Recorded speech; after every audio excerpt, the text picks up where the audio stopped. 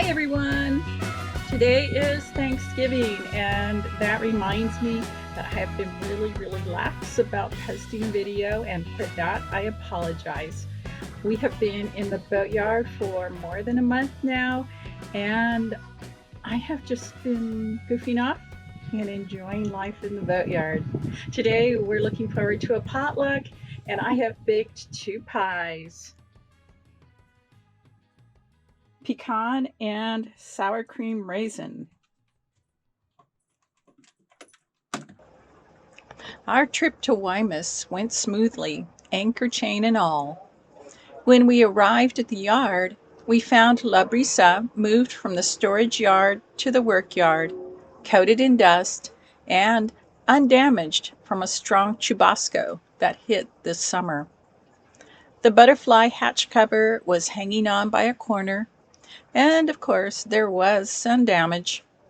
The thin coat of varnish I had applied before our departure was peeling and lifting off, and the Home Depot bucket containing a Baja filter, fuel funnel, and residue oil waste cracked and left a mess on the deck. Other boats did not fare as well, losing solar panels and protective canvas. A massive section of the block wall that separates the yard from the Technical Institute blew down in the 90-mile-an-hour wind. It was only recently that a chain link fence was put up between the two properties. We came back to La Brisa with the intention of a lengthy stay in the yard to accomplish some jobs we had been putting off. First on our list was to remove the ceiling panels and rewire the forward portion of the boat. However, that is not how last month turned out. Upon reaching the yard, our first task was to make La Brisa livable for our longer stay in the yard. I padded, taped, and secured the ladder. With temperatures in the cabin reaching the upper 90s, the awning was brought out and put up, and the box fan we had brought with us was much appreciated. The doorway vents were polished and installed. While I was doing these chores, Lee was tackling the water situation. We had brought a new water pump, which, as you may remember from last spring, had bitten the dust. Lee was ready to install the new pump, but first he wanted to clean the water tanks and fill with potable water. Lee opened the starboard water tank and was dismayed to find the water imbued with a rusty color. In previous years, we had noted the rust spots in the tanks, but had cleaned, filled the tanks, and carried on. Now we needed to act upon the tank situation, as it is just a matter of time before we develop a leak. Our first thought was to remove the tanks and either have them repaired or maybe replace them with plastic tanks. After draining the tank, removing wood trim, and with a little help from Dwayne, Lee was able to shift the starboard tank.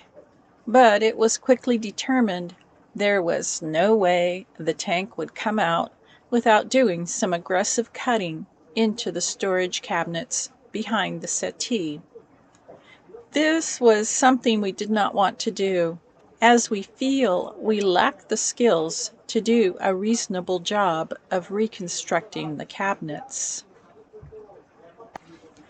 Luckily for us, the helpful community of sailors in the yard and on the internet came to our rescue. Paul, on Midnight Sister, a Baba 40, put us in touch with the Baba Owners Group on Google Groups, and Michael and Noah provided links of suppliers of potable water tank epoxy coatings. We have placed an order for Brew Coat, produced by Sound Specialty Coatings. In the meantime, Lee has brushed out the rust spots with a stainless steel brush and sanded all the baffles and tank interior. This project is now on hold until our order arrives. Another project that was not on the list, but one which we have decided we cannot delay, is the removal of 2 stanchions and supports. These stanchions were not removed when we removed the teak deck because they were already on a fiberglass portion of the deck and not on the teak itself. Plus, the nuts on the stanchion bolts were difficult to access. Lee drained and removed the hot water tank, which we have never used, and, as we soon discovered, the standoffs on the bulwark could not be accessed without some serious cutting into fiberglass. The standoffs must have been installed when the boat was built. These stanchions will have to be cut off, and we have already consulted a stainless steel welder for an alternative solution.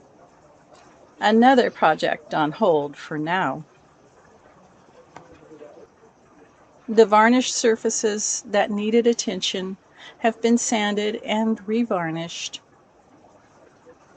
The old anchor chain dumped and given away. The 250 feet of new chain spliced onto the 100-foot rope road. I have cleaned and repainted the chain locker interior, and the new chain and regalvanized anchors were loaded. The windlass motor had a stripped connector and was repaired. We highly recommend Cerro Mar in the Punta Arena part of town for rebuilding and repairing marine motors. They did an excellent job for us at a very reasonable cost. A lot of people dread time in the yard. Yes, it is dusty, and there is a lot of climbing up and down ladders. But we are very happy to be here, to renew old friendships and make new friends. It is a little sad to be left behind when friends and acquaintances splash. Our new friends Christian and Jessica aboard Palomitas have already arrived at their destination in San Blas, and Pete and Amy are heading to Panama, intending to spend next summer in Ireland. In the meantime, the weather has moderated, life in the yard is interspersed with potlucks, plenty of social opportunities, and we enjoy the laid-back, relaxed pace of life here in Mexico. In the next video, hopefully, we will be able to report progress on the water tanks and a start on the rewiring project. So, until then,